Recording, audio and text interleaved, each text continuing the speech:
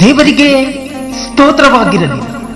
ಈ ದಿನದ ದೇವರ ವಾಗ್ದಾನವು ಕ್ರೈಸ್ತರೇ ಎಚ್ಚರಿಕೆಗಾಗಿ ಪೌಲನು ಇಸ್ರಾಯೇಲರ ದೃಷ್ಟಾಂತವನ್ನು ಸೂಚಿಸಿದ್ದು 1ನೇ ಕೊರಿಂಥದವರಿಗೆ ಬರೆದ ಪತ್ರಿಕೆ 10ನೇ ಅಧ್ಯಾಯ 1ನೇ ವಚನದಿಂದ.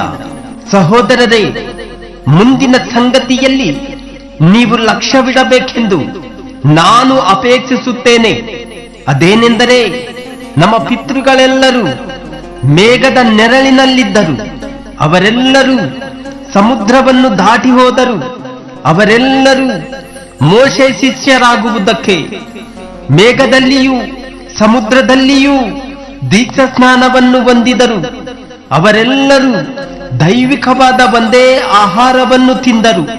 ಅವರೆಲ್ಲರೂ ದೈವಿಕವಾದ ಒಂದೇ ನೀರನ್ನು ಕುಡಿದರು.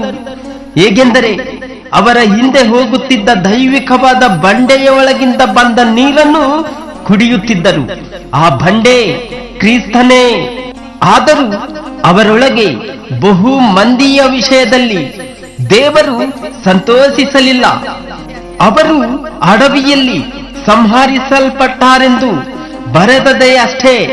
ಅವರು ಕೆಟ್ಟ ವಿಷಯಗಳನ್ನು ಆಶಿಸಿದಂತೆ ನಾವು ಆಶಿಸುವವರಾಗಿರಬಾರದೆಂಬುದಕ್ಕಾಗಿ ಈ ಸಂಗತಿಗಳು ನಮಗೆ ನಿದರ್ಶನಗಳಾಗಿವೆ.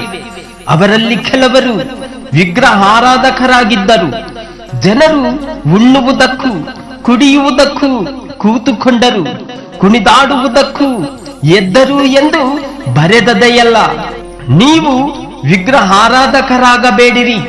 ಅವರಲ್ಲಿ ಕೆಲವರು ಜಾರತ್ವ ಮಾಡಿ ಒಂದೇ ದಿನದಲ್ಲಿ 23,000 ಮಂದಿ ಸತ್ತರು.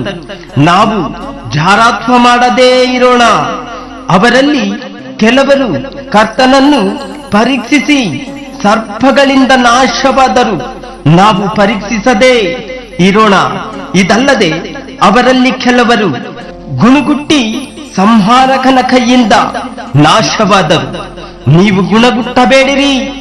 ಅವರಿಗೆ ಸಂಭವಿಸಿದ ಈ ಸಂಗತಿಗಳು ನಿದರ್ಶನ ರೂಪವಾಗಿವೆ ಮತ್ತು ಯುಗಾಂತಕ್ಕೆ ಬಂದಿರುವವರಾದ ನಮಗೆ ಬುದ್ಧಿವಾದಗಳಾಗಿ ಬರೆದವೆ. ಆದ ಕಾರಣ ನಿಂತಿದ್ದಾನೆಂದು ನೆನೆಸುವವನು ಬೀಳದಂತೆ ಎಚ್ಚರಿಕೆಯಾಗಿರಲಿ. ಮನುಷ್ಯರು ಸಹಿಸಬಹುದಾದ ಶೋಧನೆಯೇ ಹೊರತು ಬೇರೆ ಯಾವುದು ನಿಮಗೆ ಸಂಭವಿಸಲಿಲ್ಲ. ದೇವರು ನಂಬಿಗಸ್ತನು. ನಿಮ್ಮ ಶಕ್ತಿಯನ್ನು ಮೀರುವ ಶೋಧನೆಯನ್ನು ನಿಮಗೆ ಬರಗೊಡಿಸದೆ ನೀವು ಅದನ್ನು ಸಹಿಸುವುದಕ್ಕೆ ಶಕ್ತರಾಗುವಂತೆ ಶೋಧನೆಯಾಗುತ್ತಲೇ ತಪ್ಪಿಸಿಕೊಳ್ಳುವ ಮಾರ್ಗವನ್ನು ಸಿದ್ಧ ಮಾಡುವನು. ಆಮೆನ್.